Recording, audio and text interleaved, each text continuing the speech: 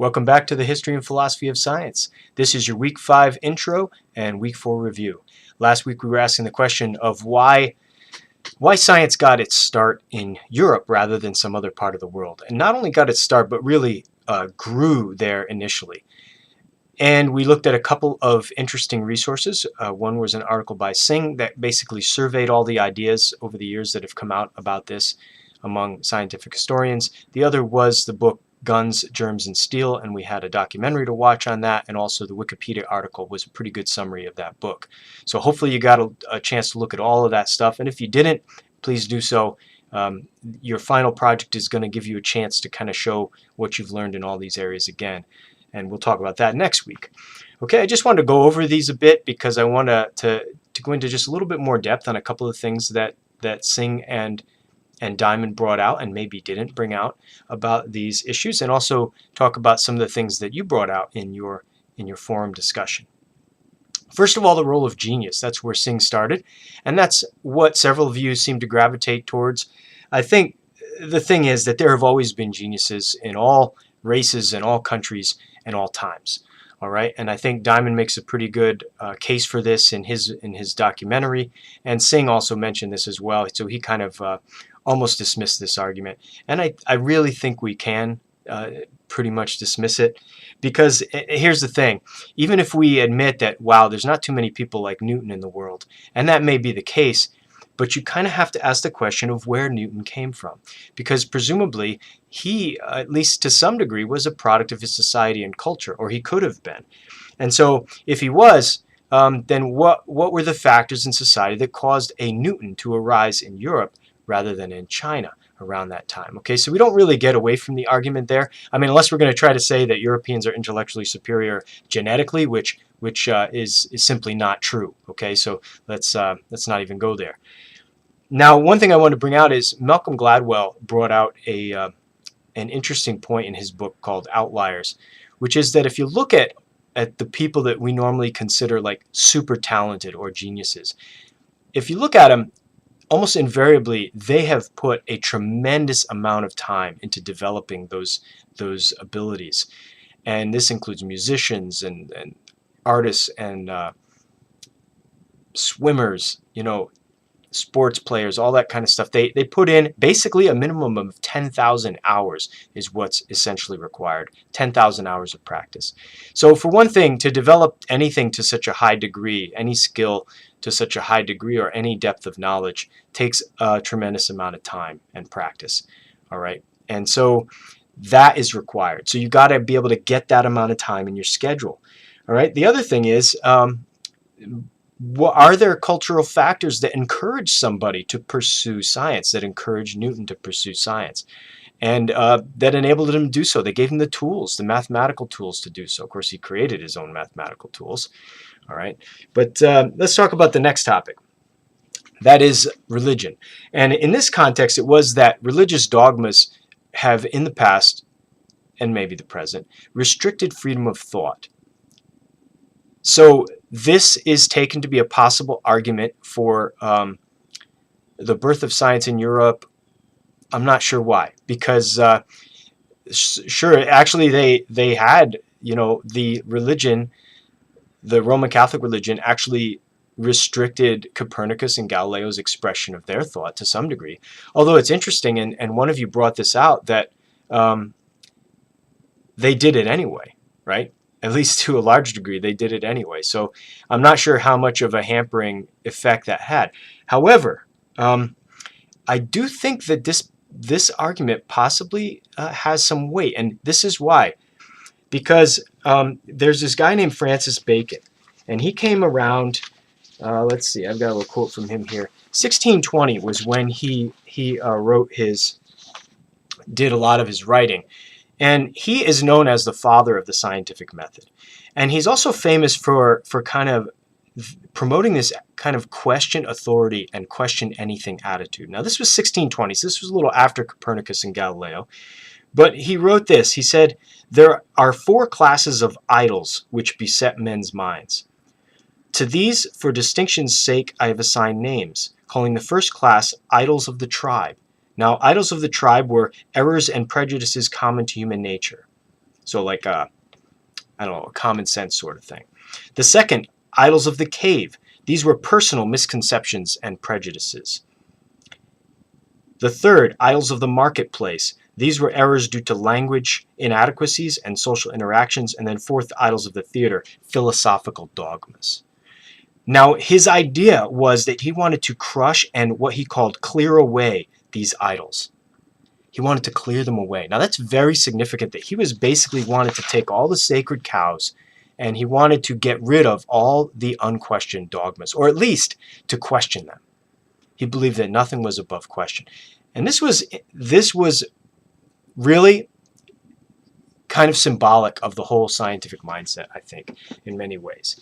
Now, the other thing I wanted to bring out is that the Protestant Reformation basically can be traced to like 1517 with Martin Luther and his challenging of the Roman Catholic Church's authority and their interpretations of the Christian scriptures and so forth. So we kind of begin right even in the 1500s with this whole willingness to question things. All right, so I think that's interesting what Singh says about that. Now, he points out that in China, there wasn't this real restrictive religion, and that may be the case. However, I believe if you looked at and kind of took a broader lens and said it doesn't have to be religion that's restricting thought. It could be the state that's restricting thought. It could be the government. It could be the social hierarchies. And I think in China that was extremely strong. Even though Confucianism wasn't maybe a real spiritual sort of thing, I believe that it was rather authoritarian promoted kind of a deep sense of respect for authority.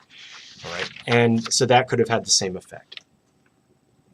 Okay, moving on to the idea of the role of mathematics. I think this may well be true, that there's no doubt that the reintroduction of mathematics and the so-called rediscovery of Archimedes and some of the mathematical Greeks during, around the Renaissance and stuff probably played a big role, because you're not going to have any science without mathematics. Herbert Butterfield, one of the big historians of science, has said that experiments without mathematics are essentially useless. So you need that mathematical component. But again, why Europe? Why in Europe did they first wed mathematics with experiment? Okay, now we get to one of the real interesting theories, and that is what he calls the Marxist theory. Although he quotes Engels here, he calls it the Marxist theory. A few points here. It had to do with the emergence of capitalism and the rise of the merchant class. That suddenly you had this kind of new class of people who were able to potentially engage in science and in increasing their knowledge. You had a growth of technology, which provided kind of a positive feedback for science. As you had more technologies, you were able to do different kinds of experiments, the analytical balance, things like that. It kind of feeds into itself. They mentioned also that this merchant economy and the capitalistic economy lent itself to an emphasis on bookkeeping and keeping track of numbers and being careful. And that really comes out really strongly with Lavoisier. I mean, he was a tax collector. He was also very much interested in keeping track of minute masses and changes in masses. So that kind of resonates and makes a little bit of sense. I wanted to expand on this a little bit because I think it's one of the key things here. And that is this idea of freedom. And I think that Singh mentioned this as well. And around this time in Europe in the 1500s, we had a growth of individual freedom. And I wanted to read you just a couple of quotes on this. Why would that be significant? Well, there was a guy named Henry Grady Weaver who wrote a book called The Mainspring of Human Progress, kind of an obscure book.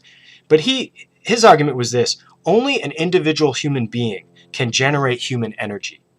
And only an individual human being can control the energy he generates. And he's talking here about creative energy. That is, that slaves are not very creative. Serfs are not very creative. But you give somebody freedom, and they will control their own creative energy, and they're motivated to create. That's the basic idea.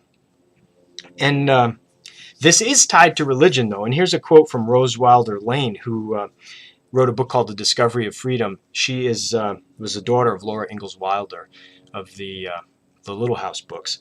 But she wrote, since the actual control of human energy is individual control, and since individuals control their energy in accordance with their religious faith, The actual control of the combined energies of any large group of persons at any time is the religious faith prevailing among them at that time. So that kind of ties us back to that religion idea, that if the religion, and I would make that broader, if the social norms allow people freedom of thought and freedom to do what they want, essentially, or at least to a large degree, then you're going to release those creative energies. Now, according to Weaver's analysis and Rose Wilder Lane, we would expect to find that science, as well as technology, would grow faster where there's more individual freedom. This would imply that the 16 and 1700s and the 1500s saw an increase in individual freedom. So let's look at if that was true. Now, this time period saw phenomenal increases in prosperity in Great Britain, especially into the 17 and 1800s. And this increase in prosperity was tied to increased trade and commerce, and even resulted in the destruction of class barriers and the rise of the middle class. Even the lower classes saw increased standards of living, and these changes coincided with increased liberty in general. In 1776, the Scottish philosopher Adam Smith published his seminal masterpiece, The Wealth of Nations, in which he argued for further increases in freedom of trade. And Smith had witnessed the impact of trade on Scotland, which had been held in poverty by English trade barriers until her union with England in 1707. In The Wealth of Nations, Smith argued that governments should not control markets, enforce monopolies, impose tariffs, etc. Smith saw that the economic prosperity of the consumer was directly proportional to the freedom of the markets. A free market, by the way, is one in which government does not interfere except in cases of fraud. Why are we discussing economics? Because we're trying to explain the rapid rise of science in the 16 and 1700s, and we can observe that there were trends in economics and liberty in general that occurred at the same time. Is it possible these trends are related? By the way, I'm reading from a chapter from a book that I was writing on the history of chemistry. A chemistry textbook, and this was a chapter on the history of chemistry. One philosopher and economist wrote this, emerging first in the Italian city-states. Now, you can kind of link this with the Renaissance period in northern Italy, and that's where, we got Galileo and Copernicus and all this stuff going on.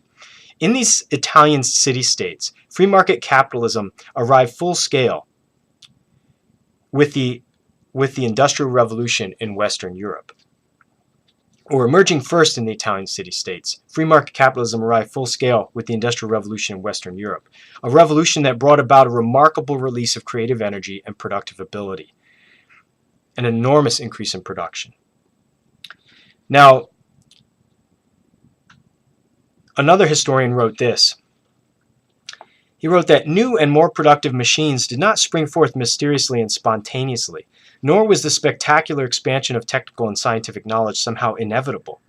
As Anderson has summed up the evidence, the scientific and technical stasis that followed the remarkable achievements of the Song dynasty or the flowering of early Islam indicates that scientific inquiry and technology did not necessarily possess in themselves the dynamism suggested by the European experience. On the contrary, technology and science emerged out of an interrelated set of political, legal, philosophical, religious, and moral elements in what orthodox Marxism has traditionally disparaged as the superstructure of society.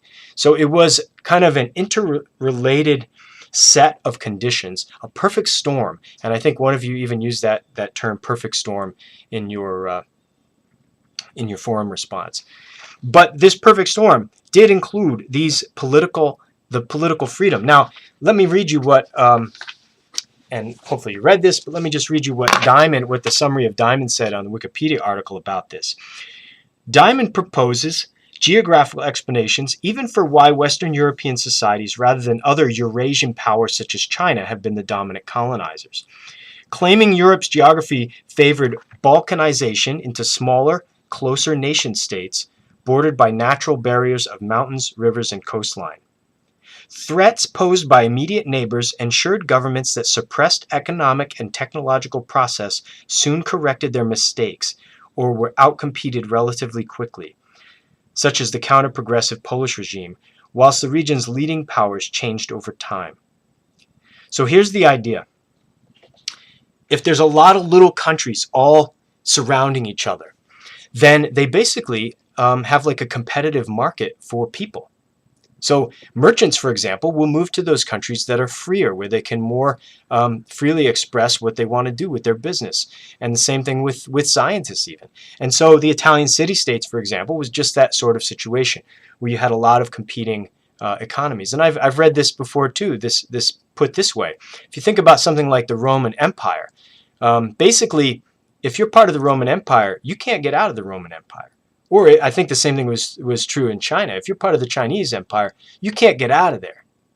All right? So, I mean, for one thing, from many places in there, you'd have to travel 1,000 miles to get out of there.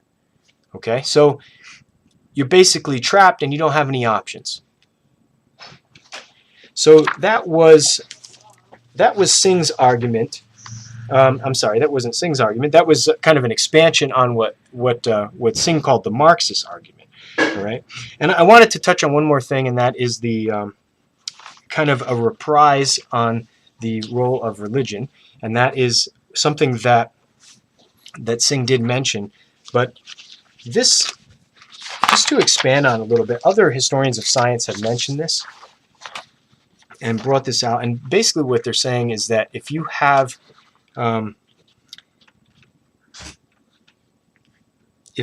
a religion that promotes the idea of an orderly universe, that there's going to be an expectation of order, and so that's going to promote the idea of science.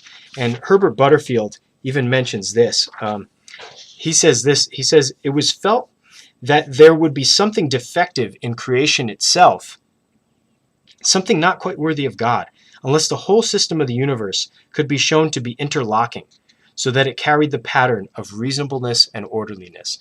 And that in some of the other religions, you didn't have that. You had kind of, for example, the ancient Greeks, you had kind of these prankish gods who would play tricks on you, and you never knew what was going to happen next. And I think Singh kind of brings this out too. So that's another way that religion might have played into this. Guns, Germs, and Steel, I won't spend much time reviewing that, except to say that I think it's a pretty powerful argument. I wanted to bring out what he talks about with the role of exchange, that in Eurasia, they were able to exchange across east-west routes. And the significance of that is that basically the same crops and livestock could be grown all along the trade route because it was at the same latitude. All right, and this was not true in the Americas. So the Incas and the Aztecs, for example, and the Mayans were at a bit of a disadvantage. Now, why is exchange important? Well, here's what I want to bring a little bit more in, and that is a guy named Matt Ridley wrote a book called The Rational Optimist, in which he talks about the importance of ideas and ideas being able to be exchanged. He talks about ideas having sex. He says that when ideas get together, that they produce something, there's kind of a synergy, so they can add to each other, for example. You're trading with another tribe, for example, along your east-west route, and they say, hey, I've got this cool new crop, it's wheat, right? Now you take wheat and you combine it with what you've been growing already, your barley, and you've got that much more options. And you say, oh, hey, I'll trade you some of your wheat for this cow that I've domesticated, right? So now they've got wheat and cows. So you can see how that can happen and the importance of trade. And I think that's so important even now, because with things like the growth of the internet, we have a more free exchange of ideas, okay? And this even can be, this idea of exchange, we can take this back even further. I mean, when was the printing press invented? It was the early 1500s, I believe, wasn't it? No, 1450 was the printing press. So, coincidence? I don't know, because the printing press enabled us to share ideas more freely, right? Again, there's that word free. I mean, freedom can also include exchanging ideas, right? And then we had these universities, like there was a famous university at a place called Padua in northern Italy, ring a bell? And that's where Galileo spent some time there, Copernicus, a guy named William Harvey, who discovered that the heart circulated blood. So a lot of cool stuff having to do with exchange of ideas. And that leads us to some real exciting things for not this week, but the week after, when we talk about the future and the importance of the internet and the tremendous ability to exchange ideas that we have today. Okay, so I think that's that's enough on that. I've talked for a long time. Just a preview for next week, or for this coming week, week 5. We are looking at kind of the flip side of this question for week 5, and that is, we've looked at the effect of society on science, and I want to look now at, what if we flip this around? What effect does science have on society? Okay, and what I mean by that is if you look since the 1500s, how has science affected society? How has it affected religion, for example, and culture? How has it affected technology? Ask these questions, and I want you to think seriously about it. And what we're going to be doing is producing a wiki page, and we're all going to do a part of it. And I want you to pick one aspect of life and society, a specific area, maybe communications, for example, and to show how science has had an impact, and be specific in this. And I put up a little video on how to use the wiki feature on Moodle. And if you have any questions, please see me or ask me about that. Okay, so have fun with this. I'm looking for this to be a little more open-ended. I don't have any readings for you on this, but you're going to need to do some readings of your own, some research. I want you to have references that you're citing with hyperlinks on this. Make sure you take a look at the rubric. And again, we're looking at the effects of science on society. So there's no question that society had an effect on science. And even though the question of why science rose first in Europe may still be an open question, it may be that it's just a lot of factors came together as a perfect storm. Okay, I think there are some kind of interesting ideas that we can pull from this in going forward and saying, how can we promote science in society, right? How can we promote science in society? Which of these factors are important? Okay, things like exchange, freedom of thought, freedom of commerce and trade, all that sort of stuff. And moving into the future, what is that going to look like? Okay, how can we promote the development of science and technology around the world? And then for this week's lesson, we're looking at, really, is science important? Is it essential? And how has it affected us? All right, have fun with that.